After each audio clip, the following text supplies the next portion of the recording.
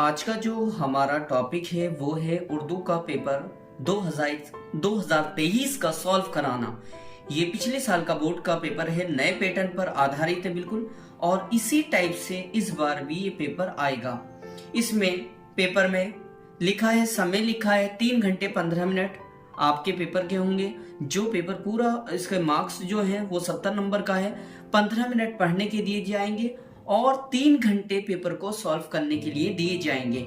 इसमें इस पेपर में ये पेपर जो है 2 खंडों में विभाजित है, 2 भागों में बटा हुआ है, खंड आ और खंड बा। खंड आ में एमसीक्यूज 20 बहुविकल्पीय प्रश्न हैं जिसको हमें OMR शीट में भरना है, और 50 नंबर का जो हमें जो कॉपी में लिखने को पेपर होता है, जो रिटर्न पेपर होता है, लिखने का होता है, वो 50 नंबर का पेपर होगा। प्रश्न पत्र पर बच्चों को कुछ भी नहीं लिखना है, वरना तो वो भी चीटिंग सामग्री में माना जाएगा। इसको बिल्कुल हम ध्यान से देख लेते हैं। पेपर का पहला पेज है, इस तरह से आपका पेपर आएगा। और बच्चों ये जो 804 नंबर है ये हमें बोर्ड की कॉपी में भी डालना है। 804, 904 नहीं बल्कि 804। इससे पहले ABCD के कोई भी अक्षर आ सकते हैं। जब मैं कॉपी भरना सिखाऊंगा, फिल करना सिखाऊंगा तो उसमें बता दूंगा। खैर, अब हम पेपर का आगाज करते हैं। पेपर को हमें किस तरह से सॉल्व करना है, अब हम शुरुआत करते हैं।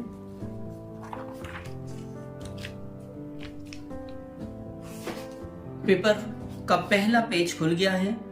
इसमें लिखा है हिदायत।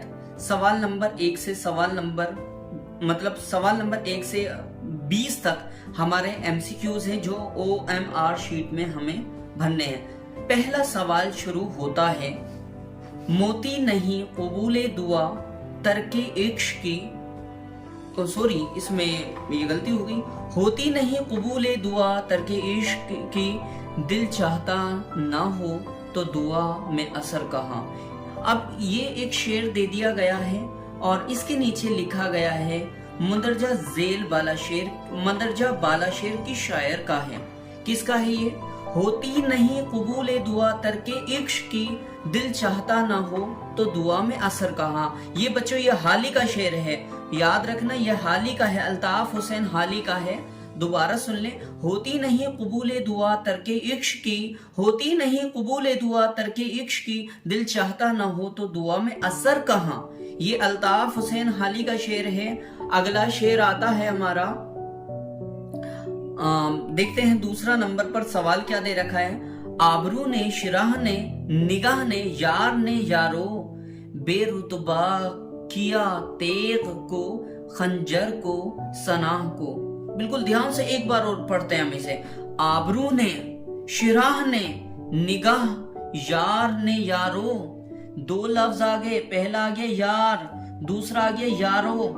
जब भी शेर में 2 लफ्ज आ जाएं एक जैसे और दोनों के मायने अलग अलग हों, वहां सनअते तजनीस होता है। याद रखना, जहां पर इसकी डेफिनेशन सी ये है, जिस शेर में 2 लफ्ज एक जैसे आ जाएं और दोनों के मायने अलग अलग हों, वहां सनअते तजनीस होता है। कौन सी सन इस शेर में किस सनअत का इस्तेमाल हुआ है? सनअते तजनीस का इस्तेमाल हुआ है। याद रखना, ये ऑप्शंस बिल्कुल सही है। इसके बाद आता है बच्चों, फानी का पूरा नाम क्या है? फानी का पूरा नाम आपको पता होना चाहिए। फानी का पूरा नाम शौकत अली है। फानी का पूरा नाम शौकत अली है। इसके बाद बच्चों ये भी आपको याद रखना है, अली सिकंदर किसका पूरा नाम है? अली सिकंदर जिगर मुरादाबादी का पूरा नाम है। फजलुल हसन किसका पूरा नाम है? इसका ये हसरत मोहानी का पूरा नाम है। ये नाम वेरी वेरी इंपॉर्टेंट है अगले पेपर के लिए भी। जरूरी नहीं फानी का पूरा नाम मालूम कर लिया जा, ये भी मालूम किया जा सकता है। अली सिकंदर किसका नाम है? जिगर मुरादाबादी का है। फजलुल हसन किसका नाम है? हसरत मोहानी का नाम है। याद रखना बिल्कुल। इसके बाद अगला पेज आता है, पेज नंबर 2 है, हिस्सा अलिफ, पेज नंबर 2 लिखा है इस पर, पेज नंबर 2 हिस्सा अलिफ। अब दूसरे पर आ जाते हैं हम।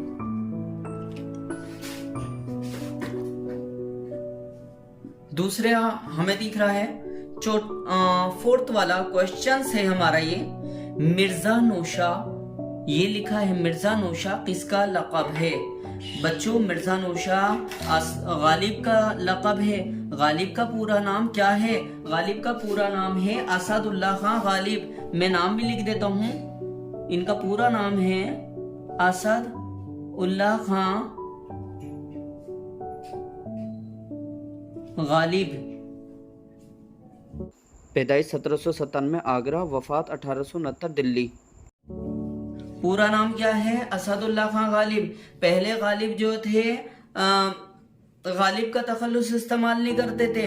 गालिब जो है सबसे इसमें मिर्जा नौशा का लक़ब किसका था ये याद रखना। मिर्जा नौशा लक़ब गालिब का था। गालिब का पूरा नाम क्या है? गालिब का पूरा नाम असदुल्लाह खां गालिब है। और बच्चों मिर्जा नौशा इस वजह से कहा जाता था गालिब साहब को क्योंकि गालिब जो थे अपनी ससुराल में दिल्ली में रहते थे और घर जमाई बनकर रहते थे। इस वजह से लोग बाग उन्हें मिर्जा नौशा के नाम से भी जानते थे। गालिब पहले तो मिर्जा का लक़ब इस्तेमाल करते थे लेकिन बाद में उन्होंने अपना लक़ब गालिब कर लिया था क्योंकि मिर्जा नाम का दूसरा कोई एक शायर अपनी शायरी कर रहा था और उसकी बहुत ही बकवास शायरी थी जिसको उनके चचा जान ने पढ़ा। एक शेर को कहने लगे असद क्या तुम अब ऐसी इस नौयत की शायरी करोगे? तब गालिब ने कहा नहीं नहीं ये चचा जान मेरी शायरी नहीं है, ये तो किसी दूसरे असद की शायरी है। तो इस वजह से असद नाम था, पहले शुरू में असद नाम से शायरी करते थे लेकिन बाद में इन्होंने गालिब कर लिया। और मिर्जा नौशा इस वजह से कहा जाता था क्योंकि ये अपनी ससुराल में रहते थे। इसके बाद अब अगले क्वेश्चंस पर आ जाते हैं। काफिया किसे कहते हैं? काफिया बच्चों रदीफ से पहले आने वाले लफ्ज को काफिया कहते हैं। जो रदीफ होता है, रदीफ से पहले जो लफ्ज आता है उसको हम काफिया कहते हैं। अब हम पहचान कर लेंगे रदीफ क्या है, काफिया क्या है। हम एक शेर में पहचान कर लेते हैं। बच्चों इसमें एक गालिब की ही एक गजल थी जिसका मैंने दो अशार ले लिए, 2 शेर ले लिए। दिले नादा तुझे हुआ क्या है, आखिर इस दर्द की दवा क्या है। हम हैं मुश्ताक और वो बेजार, या इलाही माजरा क्या है। खैर पहले शेर में ही हम इसकी वजाहत करेंगे। पहला शेर कैसे? दिले नादा तुझे हुआ क्या है, क्या है। ये तो बच्चों जो ग्रीन से मैंने करा है ये तो है रदीफ, और ये जो है हवा दवा ये रदीफ से, ये तो क्या है, ये तो रदीफ है। और हवा और दवा ये काफिया है जो रदीफ से जस्ट पहले आता है, ये काफिया हो गया। इससे हमारी वजाहत हो गई। रदीफ क्या है, काफिया क्या है। रदीफ जो है वो तो क्या है, और काफिया जो है हवा दवा ये काफिया कहलाता है जो रदीफ से पहले आता है। आ गई होगी इतनी बात समझ में। अब अगला हम पढ़ते हैं। अगला शेर है मतला किसे कहते हैं। मतला किसे कहते हैं बच्चों? मतला गजल के, भाई नज़म का पहले शेर को नहीं कहते, ना नज़म के आखिरी शेर को कहते हैं। मतला जो है गजल के, ये गलत हो गया। मतला जो है गजल के पहले शेर को कहते हैं। याद रखना, मतला गजल के पहले शेर को कहते हैं और गजल के आखिरी शेर को हम, याद रखना ये भी, आखिरी शेर को हम मक्ता,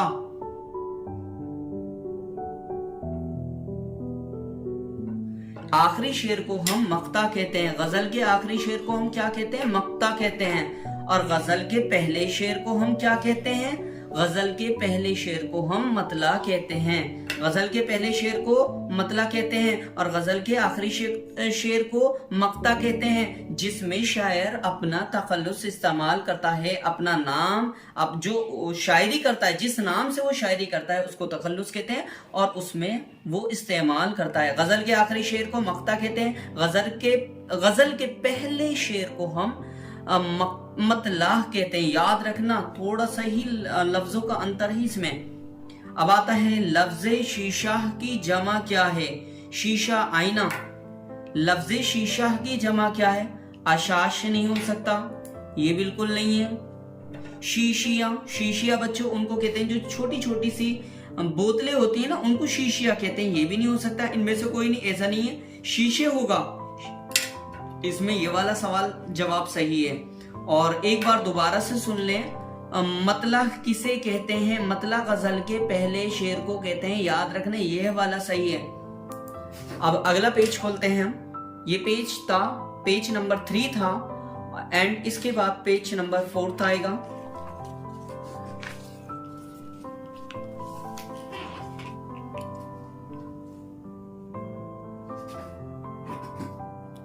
चलिए बच्चों, 8वां क्वेश्चन से 7 तक तो हमने कर लिए थे। 8वां क्वेश्चन से मुहावरा 100 सुनार की एक लोहार की क्या मायने हैं?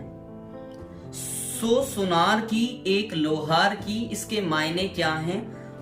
इसको बताना है, सख्त जवाब देना। भाई सख्त जवाब देना तो मुझे लग नहीं रहा, ये तो है नहीं। किसी को एक बार आजमाना, ये भी नहीं लग रहा। गाफिल नुकसान में रहता, ये भी नहीं है। ना तो बच्चों ये है, ना ही ये है, और ना ही ये है। हाँ, 100 सुनार की एक लोहार की, इसका साफ बात करना, अटल बात करना, साफ बात करना, ये लग रहा है मुझे। ये बिल्कुल दुरुस्त जवाब लग रहा है मुझे, साफ बात करना, ये बिल्कुल सही है। अब आ जाता है क्वेश्चन नंबर 9। इमराऊ जान अदा का ताल्लुक किस फिजा से है? इमराऊ जान अदा का ताल्लुक किस फिजा से? इमराऊ जान कौन थी? एक तवायफ थी जो लखनऊ में रहती थी, और जो इमराऊ जान अदा थी, इसका पूरा नाम अमीरन था, याद रखना। जिसको एक डाकू उठाकर ले गया था और उसको कोठे पर बेच दिया था। तो इसका ताल्लुक जो है तवायफ से है, याद रखना, इसका ताल्लुक तवायफ से है। इसके बाद आता है बच्चों, शहादत किस सिन्फ का जुज है? बहुत अच्छा सवाल है, याद रखना, शहादत किस सिन्फ का जुज है? इसको हमें पता होना चाहिए भाई। शहादत किस में आता है? कसीदे में नहीं आता, मरसिये में आता है, मरसिये का है, याद रखना। मरसिये का बिल्कुल सही जवाब है, मरसिये का, शहादत मरसिये का। अब हम देख लेते हैं मरसिये में क्या क्या होता है, कौन कौन से अज्जा तरकीबी होते हैं मरसिये में। मरसिये में बच्चों 8 अज्जा तरकीबी होते हैं। मरसिये में कितने होते हैं? 8 तज्जिया होते हैं। सबसे पहले आता है चेहरा, फिर उसके बाद पहले आता है चेहरा, सरापा, रुखसत, आमद, रिज्ज, जंग, शहादत, बैन। चेहरा आता है, फिर सरापा आता है, फिर रुखसत आता है, फिर आमद आता है, फिर रिज्ज आता है, फिर जंग आता है, फिर शहादत आता है, एंड उसके बाद सबसे लास्ट में आता है बैन, जिसको बयान कर कर वह उनकी औरतें रोती हैं या उनके अजीज अरकाबा रोते हैं, उसको हम कहते हैं बैन। याद रखना, इन 8 हैं मरसिये के अज्जा तरकीबी, 8 हैं। जब मैं पेपर के बाद आपको उर्दू के नोट्स कराऊंगा तो उसमें तमाम चीजें की वजाहत हो जाएगी, उसमें हर चीज की एक्सप्लेनेशन हो जाएगी। फिलहाल आपको याद रखना है, एक चीज याद रखनी है, मरसिया लफ्ज रिसा से लिया गया है, ये भी याद रखना, मोस्ट इंपॉर्टेंट है। मरसिया लफ्ज रिसा से निकला है, जिसके मायने रोने या मातम करने वाली नज्म के। मरसिया एक ऐसी नज्म को कहा जाता है जिसमें रोने धोने का जिक्र हो या मातम का जिक्र हो या मतलब करबला का जिक्र हो, इस नज्म को हम मरसिया कहते हैं।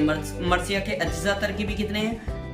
ये बच्चों याद रखना 8 है, ये भी याद रखना। मरसिया के अज्जा तरकीबी कितने हैं? ये बच्चों 8 है टोटल मिलाकर, चेहरा, सरापा, रुखसत, आमद, रिज्ज, जंग, शहादत, बैन। इसके बारे में तफसील से बताऊंगा, अब पहले पेपर सॉल्व करा देता हूँ। हमारा हो गया शहादत। इसके बाद आता है बच्चों अगला क्वेश्चन से, शोलाए शबनम किसका मजमुए कलाम है? याद रखना, जोश का है, और जोश का पूरा नाम क्या है? जोश मलिह आबादी। क्या नाम है पूरा नाम? जोश मलिह आबादी। पूरा नाम जोश मलिह आबादी है। पूरा नाम क्या है? जोश मलिह आबादी। इसके बाद आता है अगला, ये कौन सा क्वेश्चन था? ये था 11वां। अब हम आ जाते हैं अगले पर। अगले पर हम देखते हैं आशिफ्ता बयानी मेरी किसकी खुद नविश्त है।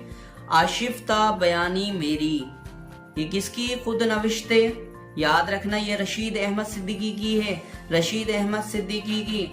आशिफ्ता बयानी मेरी किसकी है? रशीद अहमद सिद्दीकी की। इसके बाद आता है क्वेश्चन नंबर 13, तनकीदी जायजा किसकी तनकीदी किताब है? तनकीद की डेफिनेशंस क्या होती है बच्चों? तनकीद क्या होती है ये आप आगे पढ़ोगे, 12th क्लास में पढ़ोगे। तनकीद की डेफिनेशंस कुछ अपने लफ्जों में इस तरह से मैं बयान कर सकता हूँ। तनकीद वो तमीज है, वो तहजीब है जिससे इंसान अच्छे और बुरे की पहचान करता है, वो तनकीद होता है। सबसे पहली तनकीदी किताब किसने लिखी थी? अल्ताफ हुसैन हाली ने लिखी थी। उनकी तनकीदी किताब का नाम क्या था? मुकदमा शेर व शायरी था। फिलहाल हम इसमें नहीं जाएंगे, हम अपने पेपर को सॉल्व कराएंगे। तनकीदी जायजा किसकी किताब है? एहतशाम हुसैन की। याद रखना एहतशाम हुसैन की है। तनकीदी जायजा किताब किसकी है? एहतशाम हुसैन की है। इसके बाद आता है 14 वह क्वेश्चन आता है, यासियत का इमाम किसको कहा जाता है? यासियत का इमाम किसको कहा जाता है? फानी बदायूं को कहा जाता है। बच्चों याद रखना यासियत का इमाम फानी को कहा जाता है। यासियत का इमाम फानी को कहा जाता है। फानी का पूरा नाम अभी हमने पीछे पढ़ा था, शौकत अली है। फानी का पूरा नाम शौकत अली है। फिराक का पूरा नाम क्या है बच्चों? रघुपति साय। फिराक का पूरा नाम रघुपति साय। जब मैं आपको पेपर सॉल्व के बाद उर्दू के आगे नोट्स कराऊंगा उसमें मैं तमाम चीजों की वजाहत कर दूंगा इंशाल्लाह सुम्मा इंशाल्लाह। इसके बाद आता है क्वेश्चन नंबर 15, उर्दू की अश्किया शायरी किसकी किताब है? उर्दू की अश्किया शायरी किसकी किताब है? याद रखना फिराक गोरखपुरी की। किसकी है? फिराक गोरखपुरी की। फिराक गोरखपुरी का असल नाम क्या है? रघुपति साहे। लिख देता हूं मैं, ये मोस्ट इंपॉर्टेंट है।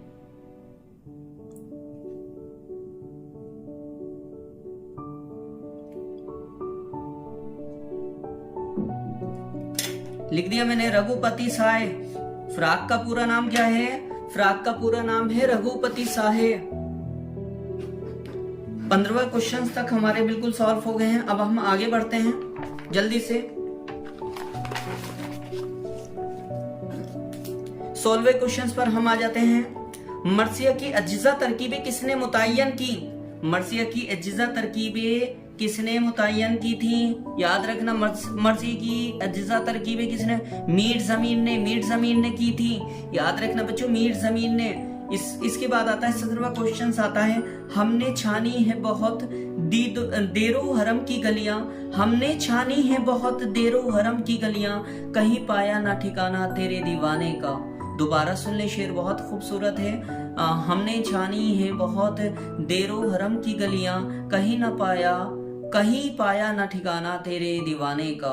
बच्चों याद रखना शेर फानी का है और फानी का पूरा नाम शौकत अली, जिसको यासियत का इमाम भी कहा जाता है। ये शेर किसका है? फानी का है। इसके बाद आ जाता है मरसी के लिए कौन सा शायर मशहूर है? ये भी मोस्ट इम्पोर्टेंट है, इस साल के पेपर के लिए भी इम्पोर्टेंट है। मरसिया के लिए कौन सा शायर मशहूर है? भाई मीर अनीस हैं। मीर अनीस हैं, याद रखना मीर अनीस हैं। और मीर अनीस का पूरा नाम भी मालूम कर लिया जाता है, मीर बब्बर अली अनीस। पूरा नाम क्या है? मीर बब्बर अली अनीस है पूरा नाम। ये भी याद रखना, मीर बब्बर अली अनीस। और मीर अनीस की पैदाइश कहाँ हुई? फैजाबाद में 1802 में हुई थी। ये भी याद रखना, कहाँ हुई? फैजाबाद में, फैज आबाद में। बच्चों मैंने ये भी लिख दिया है, इसकी पैदाइश कहाँ हुई? 1802 में फैजाबाद में हुई थी। और इंतकाल कहाँ हुआ? 1874 में हुआ था आई थिंक। और ये हुआ था लखनऊ में हुआ था बच्चों, लखनऊ में इंतकाल हुआ था। और ये 72 साल ही जी पाए थे।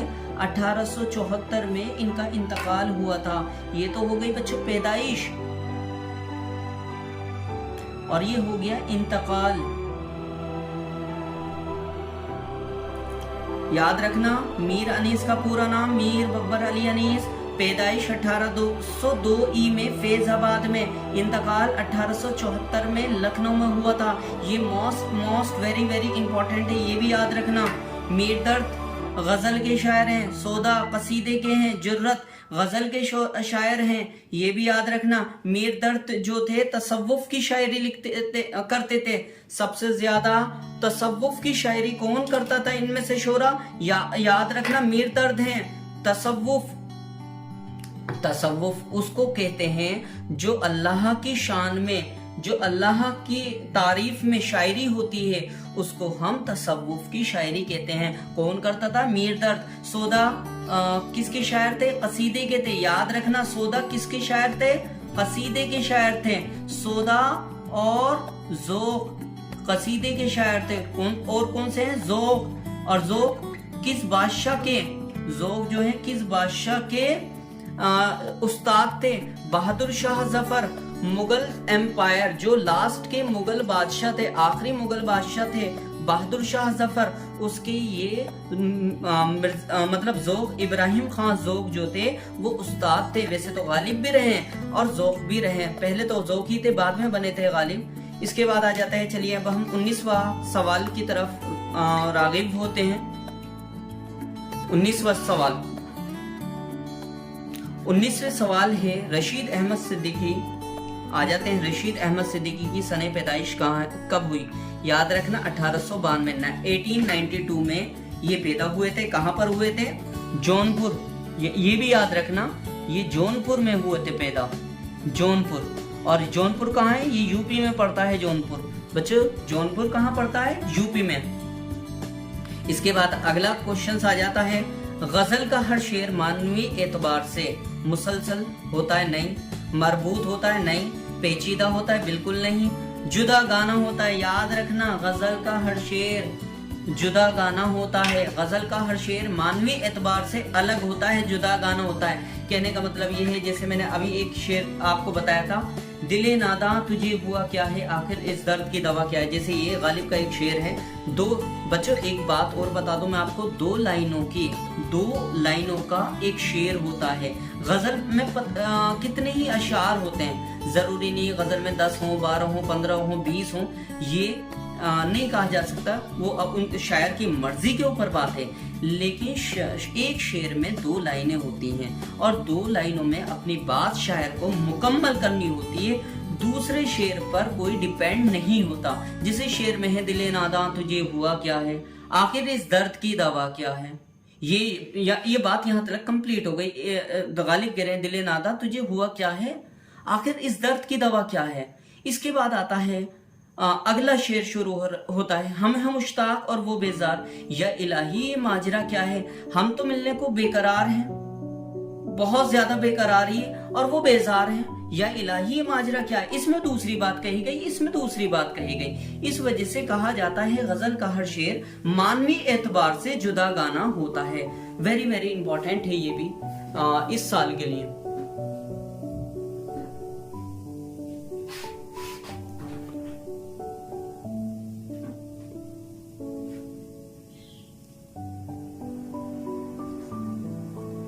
अब अगला आ जाता है, ये तो हो गया एमसीक्यूज बच्चों, सारे हो गए 20 के 20 जो भी हैं हमारे, हमने सारे कर लिए हैं इस पेपर के, पिछले साल के पेपर के। अब शुरू होता है हमारा हिस्सा बे। हिस्सा बे में हम देख लेते हैं पहला सवाल। हिस्सा बे अब हमारा शुरू होता है और पहला सवाल अब हम देख लेते हैं, मदरजा झेल सवालों के मुख्तसर तरीन जवाब दीजिए। मुख्तसर का मतलब होता है बहुत कम। चलिए अब हम देख लेते हैं। पैदाइश 1911 सियालकोट पंजाब, वफात 1984 लाहौर पंजाब। फैज अहमद फैज का कोई एक शेर लिखी। शेर एक लिखना है, कोई सा भी, जो बच्चों आपको याद हो वो भी लिख सकते हो, या फिर अगर याद ना हो जो आपको आसान लगे वो आप कोई भी एक शेर लिख सकते हो, जैसे मैं आपको बता रहा हूं।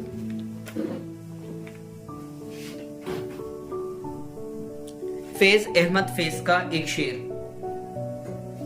अब हम देख लेते हैं। मुदर्जा झेल सवालों के फैज अहमद फैज का कोई एक शेर लिखिए, ये लिखा। पहला शेर देख लेते हैं हम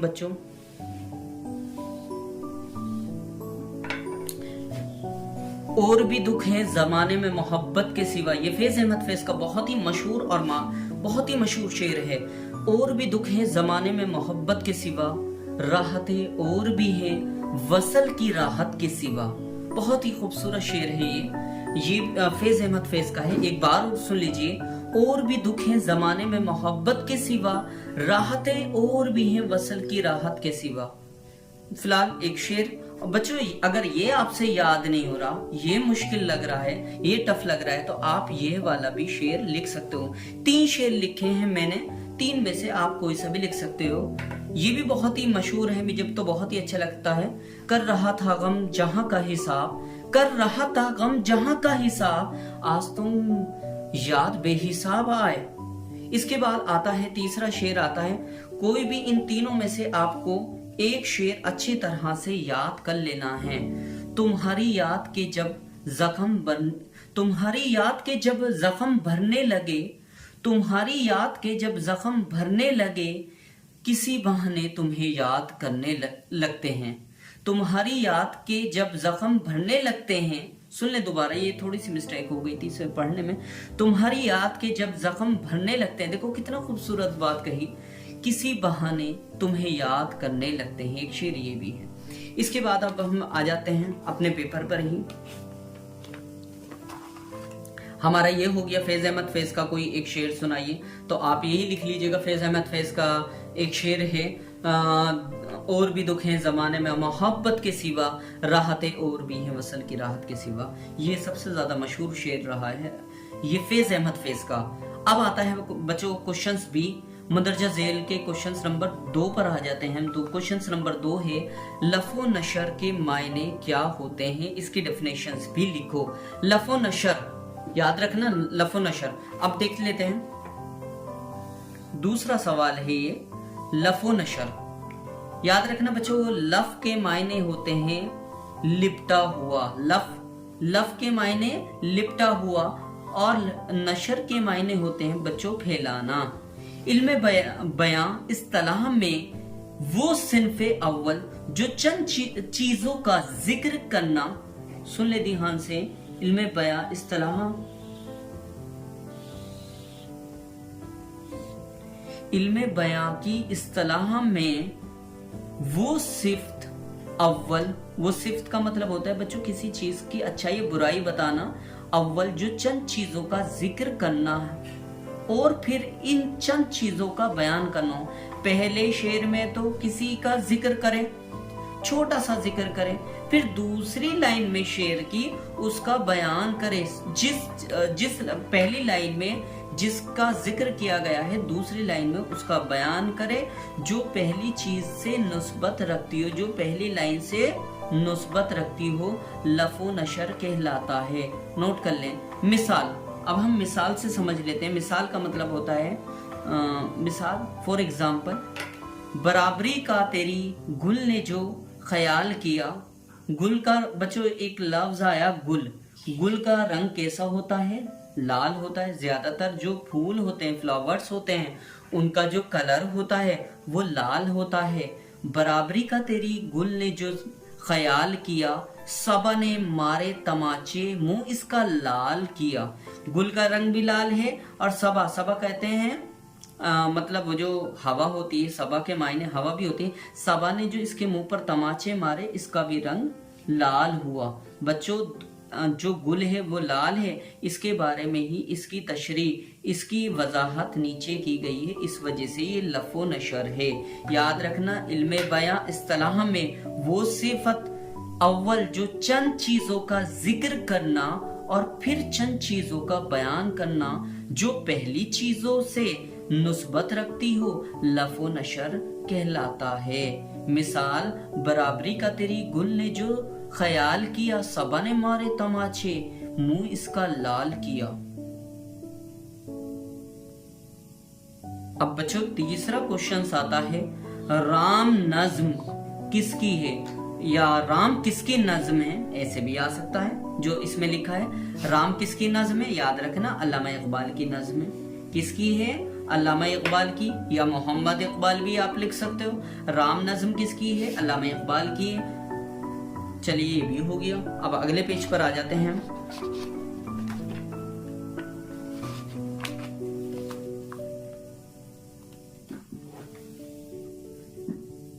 मंदरजा झेल दूसरा, ये पेज नंबर 8 है और ये आई थिंक ये कुछ बी चल रहा है। ए में तो हमारे एमसीक्यूज थे।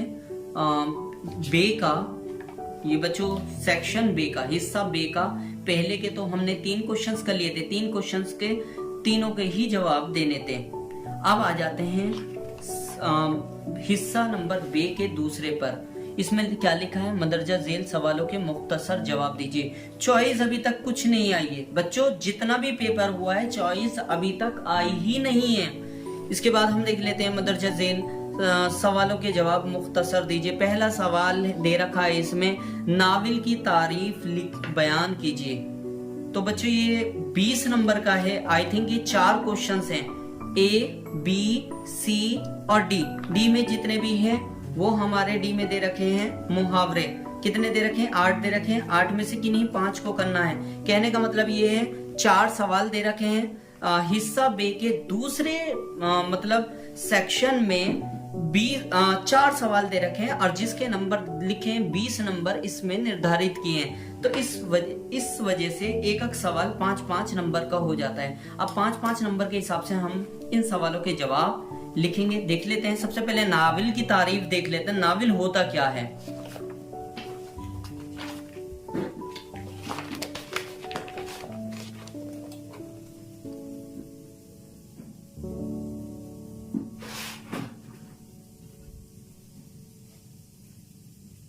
चलिए बच्चों नावल की तारीफ देख लेते हैं। अब हम नावल होता क्या है। सबसे पहले क्वेश्चंस आपका दे ही रखा है। क्वेश्चंस तो हमारा दे ही रखा है। नावल की तारीफ बयान कीजिए। चलिए अब हम पढ़ लेते हैं। मुख्तसर लफ्जों में हम ये कह सकते हैं, मुख्तसर लफ्जों में हम ये कह सकते हैं नावल वो नसरी किस्सा है। नसरी क्या होता है बच्चों?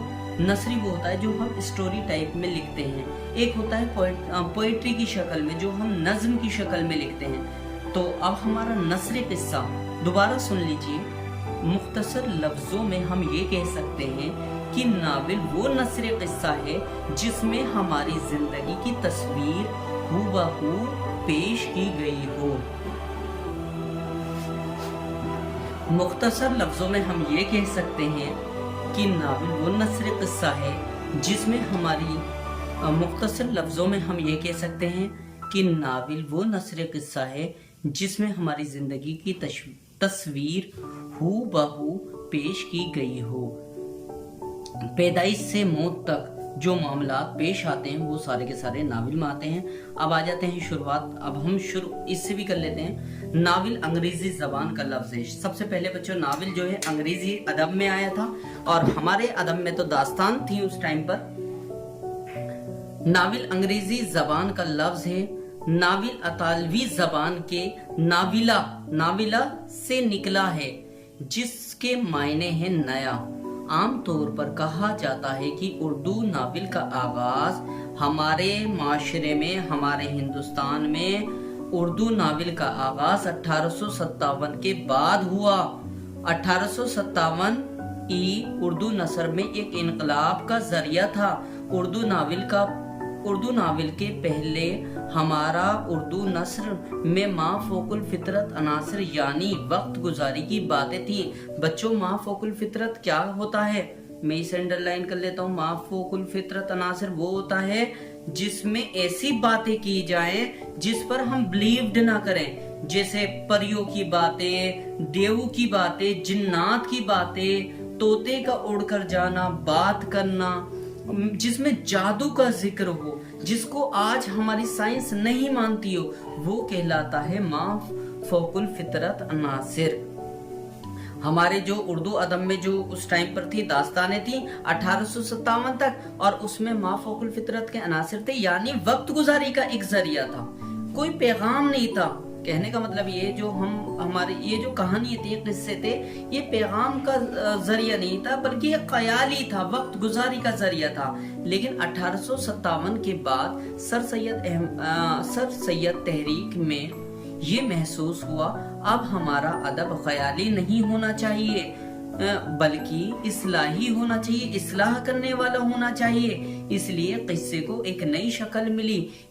इसमें सबसे बड़ा नाम जो सामने आता है वो है डिप्टी नज़ीर अहमद, जिन्होंने इस्लाही और लड़कियों की तालीम के लिए नावल लिखे। बस आपको हाई स्कूल में इतना ही लिखना है 5 नंबर में, और अगर आप ज्यादा लिखना चाहोगे तो वो मैं अगली वीडियो में आपको बताऊंगा। अब आ जाते हैं हमारा, ये अगली वीडियो में बताऊंगा नावल की पूरी तारीफ।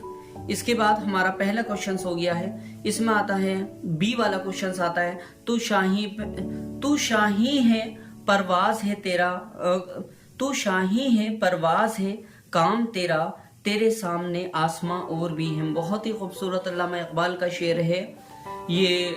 अल्लामा इकबाल की शायरी जो होती है अलामती शायरी है।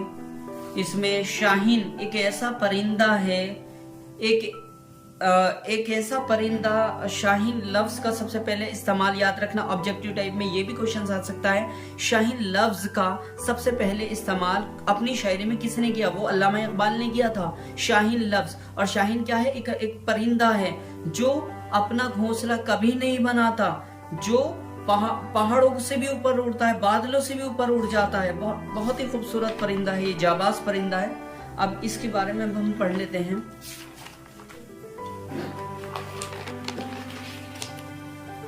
इसमें सवाल, इसमें लिखा है,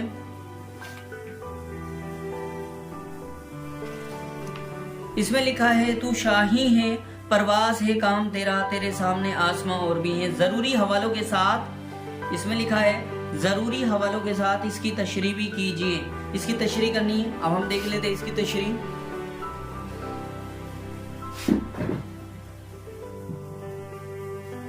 देखो बच्चों, ये लिखा शेर, तू शाही परवाज है काम तेरा, तेरे सामने आसमां और भी हैं।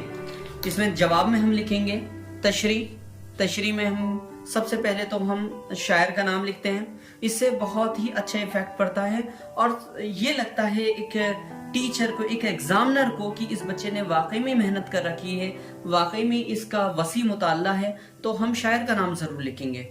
शायर का नाम में लिखेंगे, अल्लामा इकबाल इस शेर में कहते हैं कि इंसान का काम आगे बढ़ना और तरक्की करना है। जिस तरह शाहीन परिंदे आसमान लिखा है बच्चों, जिस तरह शाहीन परिंदा आसमान पर, ये आसमान लिखा है बच्चों, याद रखना, आसमान पर ऊंचाइयों से ऊंचाई की तरफ बढ़ता रहता है। आसमान में हो गई है, आसमान पर नहीं, आसमान में। इसमें लिखा है, जिस तरह शाहीन परिंदा आसमान में ऊंचाइयों से ऊंचाइयों की तरफ बढ़ता है, तू भी अपना परवाज जारी रख ए इंसान। ये अल्लामा इकबाल जो है इंसान को एक पैगाम दे रहे हैं शाहीन परिंदे के जरिए। जिस तरह से शाहीन परिंदा आसमान में ऊंचाइयों पर चढ़ता जाता है, ऊंचाइयों की मंजिलें तय करता जाता है, इसी तरह से इंसान को भी अपना परवाज, अपना काम जारी रखना चाहिए, क्योंकि तेरे सामने अभी बहुत सी मंजिलें हैं। इसमें लिखा है, अभी तेरे सामने अब बहुत सी मंजिलें हैं। बिल्कुल ध्यान से, ये तशरीह है। इसके बाद आता है बच्चों, अच्छी तरह तशरीह देख ली, एक बार हम और पढ़ लेते हैं। अल्लामा इकबाल शेर में कहते हैं कि इंसान का काम आगे बढ़ना और तरक्की करना है। जिस तरह शाहीन परिंदा आसमान में ऊंचाइयों से ऊंचाइयों की तरफ बढ़ता रहता है और कभी नहीं थकता, इसी तरह से इंसान को भी अपना प्रवास जारी रखना चाहिए और थकना नहीं चाहिए, और उसके सामने अभी बहुत सी मंजिलें तय करनी हैं। इसके बाद आता है सवाल नंबर सी। सवाल नंबर सी है, 5 अफसाना निगारों के नाम तहरीर कीजिए। अफसाना निगार कौन होते हैं? जो कहानियां होती हैं, जो कहानी लिखने वाले हैं, उसको अफसाना निगार कहते हैं। इसमें मैंने लिखा 5 अफसाना निगारों के नाम। 5 अफसाना निगारों के नाम में सबसे पहला नाम आ जाता है प्रेमचंद, जो उर्दू अदब में सबसे ज्यादा कहानियां प्रेमचंद ने भी लिखी है। सादत हसन मंटो सबसे ज्यादा जेल गए हैं अपनी कहानी लिखने के वजह से। फाहिश कहानी इन्होंने लिखी है। ये भी आ सकता है क्वेश्चन कि सबसे ज्यादा बार जेल कौन गए, इनमें से कौन से अफसाना निगार हैं जो सबसे ज्यादा बार जेल गए। सादत हसन मंटो। इसके बाद जाता है राजेंद्र सिंह बेदी। राजेंद्र सिंह बेदी का नाम आ जाता है। इसके बाद आ जाता है कृष्ण चंद्र। इसके बाद आ जाता है अली अब्बास हुसैनी। ये 5 अफसाना निगार हैं। याद रखना कहाँ नज्म निगार आ जा। नज्म निगार में जो आपकी बुक में नज्म निगार हैं, जैसे सबसे पहले तो यही आ जाते हैं नजीर अकबर आबादी। दूसरे नंबर पर अल्ताफ हुसैन अली आ जाते हैं, इकबाल आ जाते हैं और चकबस्त आ जाते हैं, फैज अहमद फैज भी आ जाते हैं। इन्होंने खैर गजलें ज्यादा लिखी हैं और बस आप देख लीजिएगा जो आपकी किताबों में हो। फिलहाल में 5 अफसाना निगारों के नाम यही हैं: प्रेमचंद, सादत हसन मंटो, राजेंद्र सिंह बेदी, कृष्ण चंद्र और अली अब्बास हुसैनी। और नज्म निगारों के नाम नजीर अकबर आबादी, अल्ताफ हुसैन हाली, अल्लामा इकबाल। ये 3 तो मेरे इस टाइम याद आ रहे हैं, जहन में आ रहे हैं। और बहुत से नज्म जैसे चकबस्त हो गए, ब्रिज नारायण चकबस्त। उन्होंने रामायण का एक सीन लिखा है जो बहुत ही मशहूर नज्म रही है। इसके बाद हम आगे अपने पेपर में देख लेते हैं। मुंदरजा झेल क्वेश्चंस आता है। अब क्वेश्चंस नंबर डी, मुंदरजा झेल मुहावरों में से 5 के मायने बताइए और जुमलों में भी इस्तेमाल कीजिए। जैसे पहला आ जाता है थाली का बैंगन होना, उल्टी गंगा बहना, बगले झांकना, आपे से बाहर होना और आंख का तारा होना, बाग बाग होना, आस्तीन का सांप होना, ईंट से ईंट बजाना। ये 8 दे रखे हैं। 8 में से आपको कोई भी 5 करने। फिलहाल मैं तो आपको 8 के 8 ही कराऊंगा, पता नहीं इनमें से कौन से आ जा। इसके मायने भी बताने हैं बच्चों और जुमलों में भी इस्तेमाल करना है इसको। चलिए अब हम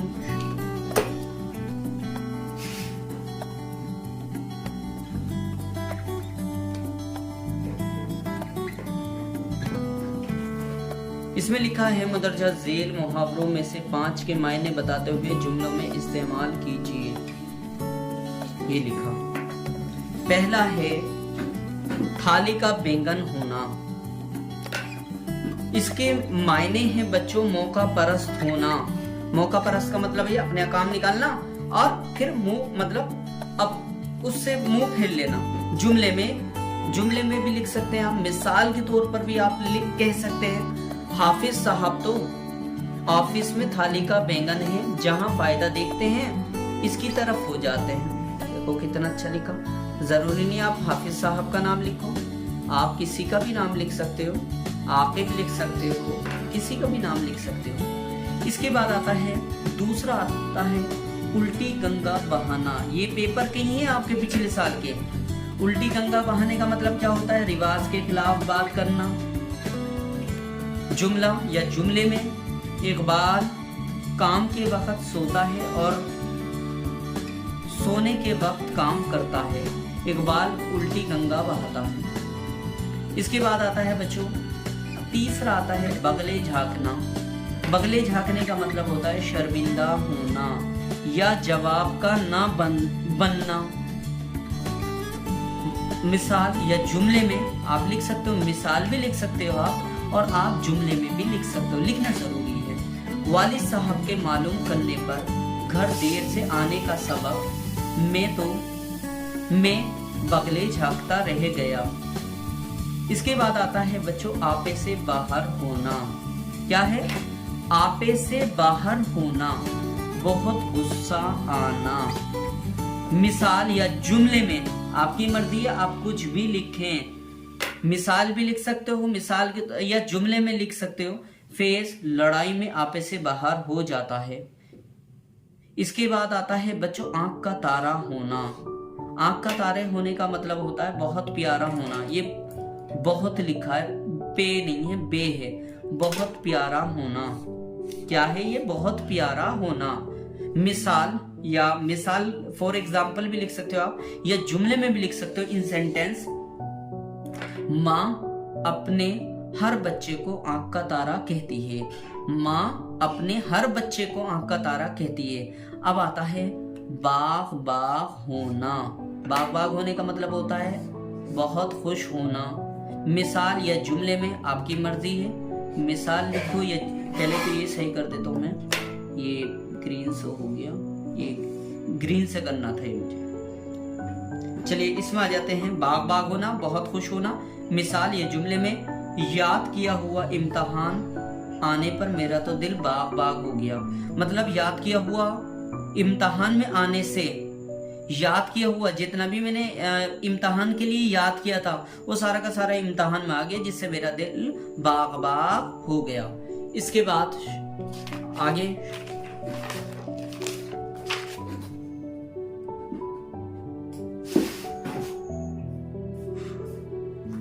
इसके बाद आता है आस्तीन का सांप होना। बहुत ही खूबसूरत जुमला है। अक्सर घरों में यूज भी किया जाता है इन इडियम्स को। आस्तीन का सांप होना, छिपा हुआ दुश्मन। इसके मायने हैं छिपा हुआ दुश्मन। मिसाल या जुमले में इस्तेमाल, मेरा चचेरा भाई आस्तीन का सांप निकला। इसके बाद आता है ईंट से ईंट बजाना। मैंने तो सारे ही कराए हैं, लेकिन आपको कोई भी 5 करने हैं। पूरी तरह से बर्बाद कर देना। ईंट से ईंट बजाने का मतलब है पूरी तरह से बर्बाद कर देना। नादिर शाह ने ईंट से ईंट बजाकर पूरी दिल्ली बर्बाद कर दी। इसमें नादिर शाह ने दिल्ली की ईंट से ईंट बजा, ये बजा, ये सही करके लिख रहा हूं मैं, बजा दी। ये बच्चों ये से लिखा जाएगा। नादिर शाह ने दिल्ली की ईंट से ईंट बजा दी। ईंट से ईंट बजाने का मतलब क्या है? पूरी तरह से बर्बाद कर देना। मिसाल, नादिर शाह ने दिल्ली की ईंट से ईंट बजा दी। चलिए अब हम आगे आ जाते हैं। हमारे मुहावरे हो गए हैं। इसके बाद पेपर में अब हम देखते हैं सवाल नंबर 3, हिस्सा बे का सवाल नंबर 3 पर आ जाते हैं। मदरजा झेल में तफसील से जवाब लिखिए। तफसील से जवाब लिखने एक एक पेज से ज्यादा के होने चाहिए बच्चों, ये कम से कम 1.5 पेज के होने चाहिए जवाब। अपनी दर्सी की किताब मदरजा झेल इक्तबास की आसान जबान में तशरीह कीजिए और सयाको सबक का हवाला भी दीजिए। बच्चों ये एक मतलब नसरी एक पेरा आ जाएगा जिसमें आपको सयाको सबाक लिखना। सयाको सबाक क्या होता है बच्चों? ये इसको इंग्लिश में कहते हैं रेफरेंस एंड कॉन्टेक्स्ट। और इसके बाद इसकी एक्सप्लेनेशंस की करनी है, इसका हवाला भी देना है। ये मैं अगली वीडियो में बताऊंगा क्योंकि वीडियो लंबी हो जाएगी, इस वजह से इसमें इसके बारे में नहीं बताऊंगा। अगली वीडियो का इंतजार करें और चैनल को सब्सक्राइब करें। इसके बाद आता है, ये है बच्चों तीसरे का ए था। अब आता है तीसरे का बे। चॉइस अभी तक कुछ नहीं आई है। तीसरे के बे में हम देखेंगे, मंदरजा झेल में से किसी एक पर मजमून लिखें। मजमून ऐसे लिखें, निबंध लिखें। इसमें तालिबी इल्म की जिंदगी पर भी आप लिख सकते हैं। अगली वीडियो में मैं सबके मजमून आपको बहुत ही इजी लफ्जों में मैं आपको कराने वाला हूं। तालिब की इल्मी जिंदगी, चांदनी रात, बरसात का मौसम, हुब्बे वतन, वालदेन के साथ हुस्ने सलूक। इसके बाद आता है तीसरे का क्वेश्चंस नंबर सी। मदरजा झेल इख्तबास में खुलासा अपनी जबान में लिखें। बच्चों ये अगर आप ये जो खुलासा है हिस्सा बे का तीसरे का, अगर आपसे कुछ नहीं आ रहा, आप अच्छी राइटिंग में आप हूबहू ऐसा भी उतार के आ गए तो आपको 100% पेपर में नंबर नहीं कटेंगे। आपके ये बिल्कुल मुफ्त के फ्री के नंबर हैं। इसमें आप हूबहू आप ऐसे भी उतार सकते हैं, थोड़ा सा अपने पास से भी लिख सकते हैं। नंबर कटने वाले हैं नहीं, कम से कम नंबर तो मिलने ही मिलने, आधे से ज्यादा नंबर तो मिलेंगे। मेन अट्रैक्शंस होता है बच्चों राइटिंग का। उर्दू की जो जितनी अच्छी तहरीर होगी इतने ही अच्छे आपको मार्क्स मिलेंगे और सफाई का खास ख्याल रखा जाए। इसके बाद आ जाता है बच्चों हिस्सा बे का। ये हिस्सा बे के क्वेश्चंस नंबर 3 का डी क्वेश्चन है। ये मंदरजा झेल अदीब या शायर में से, मंदरजा झेल अदीब होते हैं जो कहानियां लिखते हैं, जो अफसाने लिखते हैं, जो नॉवेल लिखते हैं, वो होते हैं अदीब। जो तनकीद की जिन्होंने किताबें लिख रखी हैं वो होते हैं अदीब। शायर वो होते हैं जिन्होंने नज़में लिखी, गज़लें लिखी, कसीदा लिखा, मरसिया लिखा, रुबाई लिखा, ये वो शायर होते हैं। मंदरजा झेल अदीब या शायर में से किसी एक के हालात जिंदगी और अदबी खिदमात पर तफसील से रोशनी डालें। एक तो बच्चों उनकी हालात जिंदगी भी लिखनी है और फिर उसके साथ ही इस क्वेश्चंस में आपको अदबी खिदमात लिखनी है। उन्होंने अदब के लिए क्या क्या खिदमात की, कौन कौन सी नज़में लिखी, नज़मों में उन्होंने क्या पैगाम दिया, उनकी नज़मों की खूबियां क्या हैं, ये सारे के सारे लिखनी है। जैसे अल्लामा इकबाल की पूरी पहले हालात जिंदगी लिख दी। हालात जिंदगी लिखने के बाद हम लिख देंगे, वैसे अल्लामा इकबाल का इसमें दे नहीं रखा, फिर भी हम एक मिसाल के तौर पर अल्लामा इकबाल का नाम ले लेते हैं। अल्लामा इकबाल की सबसे पहले तो हालात ज़िंदगी लिख देंगे। 1877 में सियालकोट पंजाब में पैदा हुए। इनके वालिद साहब का नाम नूर मोहम्मद था, दादा का नाम रफ़ीक मोहम्मद था। पूरी की पूरी हालात ज़िंदगी लिख देंगे। फिर उनके बारे में ये लिखेंगे उन्होंने लिखने का आगाज़ कहाँ से शुरू करा, उनकी शायरी की क्या खूबियाँ हैं, क्या खुसूसियात हैं, और उन्होंने अपनी शायरी दूसरों से अलग हटकर किस तरह से की है, वो तमाम की तमाम बातें इसमें हम लिख देंगे। जैसे मंदरजा झेल अदीब या शायर में से किसी एक के हालात जिंदगी और अदबी खिदमात पर तफसीली से रोशनी डालिए। पहले नंबर पर आ जाता है एहतशाम हुसैन, दूसरे नंबर पर आ जाता है कृष्ण चंद, तीसरे नंबर पर आ जाता है चकबस्त, और चौथे नंबर पर आ जाता है फानी बदायूं। चलिए आज का हमारा पेपर यहीं खत्म हुआ और उम्मीद है कि आपको अगर अगली वीडियो देखनी है तो अगली वीडियो का इंशाल्लाह मैं बहुत ही जल्दी कल तक ये मैं डाल ही दूंगा। और यहाँ मैं इस पेपर का इख्तिताम करता हूँ और जो रिटर्न वर्क है पेपर का वो कल तक अल्लाह ने चाहा आप तक ज़रूर पहुँच जाएगा।